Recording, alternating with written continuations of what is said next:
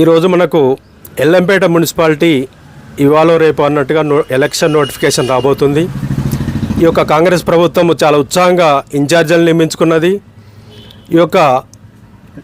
కానీ తను ఈ ప్రభుత్వము కామారెడ్డిలో ఇచ్చినటువంటి 42% బీసీలకు ఇవ్వాల్సిన డిక్లరేషన్ను మర్చిపోతున్నది.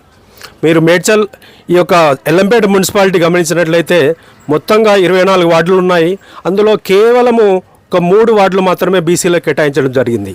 అంటే 12.5% మాత్రమే బీసీలకు ఇస్తున్నారు.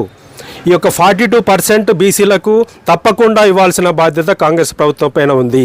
అంటే బీసీలకు కనీసంగా ఒక 10 సీట్లు కేటాయించిన అవసరం ఉంది. ఈరోజు కోమటిరెడ్డి వెంకరెడ్డి గారు ఈ యొక్క ఇన్ఛార్జిగా వచ్చినట్టు తెలిసింది. ఒక మంత్రి ఈ యొక్క మున్సిపల్ ఎలక్షన్లో ఒక 3 మున్సిపాలిటీలకు మేడ్చల్ జిల్లాలో ఇన్ఛార్జిగా ఉన్నారంటే మీరు ప్రత్యేక చొరవ చూసుకొని మా యొక్క బీసీలు ఒక 10 మంది బీసీలకు మీరు బీఫామ్ ఇచ్చేలాగా ఏర్పాటు చేయాలి. అదేవిధంగా ఒక బీసీ బిడ్డడు వజ్రేష్ యాదవ్ గారు కూడా ఒక ఇన్ఛార్జిగా ఉన్నాడు కాంగ్రెస్. కాబట్టి మీరిద్దరు కలిసి మా బీసీల వాటా తేల్చినాకనే ఈ నోటిఫికేషన్ రావాలి. అప్పటి వరకు మీరు ఏమన్నారు, బీసీ డిక్లరేషన్ అమలు చేశాకే మున్సిపల్ ఎలక్షన్కి వెళ్దామని, సర్పంచ్ ఎలక్షన్లు కంప్లీట్ అయిన తర్వాత త్వరితగతిన మళ్ళీ మున్సిపల్ ఎలక్షన్లు డిక్లేర్ చేస్తున్నారు. ఇది పద్ధతి కాదు. మీరు ఎలక్షన్ల ముందర మాకు కావాల్సింది మీకు ఉచిత చీరలు కాదు, మీ పార్టీ తరఫున ఉచితంగా వచ్చే మా బీఫార్ములు కావాలి, మా బీసీలకు మా వాటా కావాలి. వాటా తేల్చాకనే ఈ యొక్క మున్సిపల్ ఎలక్షన్లో వెళ్ళాలి. మీరు కనుక 42% ఇవ్వనట్లయితే బీసీలు ముఖ్యంగా ఏ పార్టీలో ఉన్న బీసీలకు కూడా ఐక్యం కావాల్సిన అవసరం ఉంది.